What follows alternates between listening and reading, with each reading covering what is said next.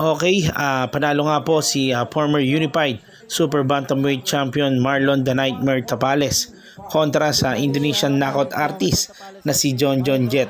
No, nanalo nga po si Tapales via third round corner stoppage dahil nabalian niya raw ng ilong itong si John John Jet.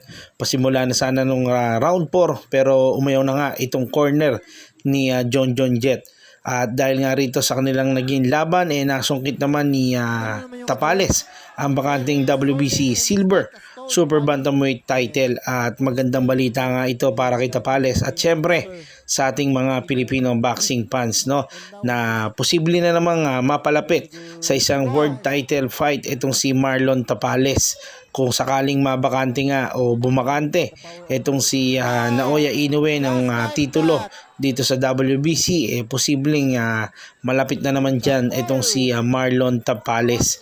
So magandang balita yan mga tropa. Ito nga lang yung konting highlights ng kanilang naging laban dahil wala nga gaano aksyon dahil natapos nga po agad mga tropa. Now there is a visible bleeding in the mouth of Triple J. Nose. Oh!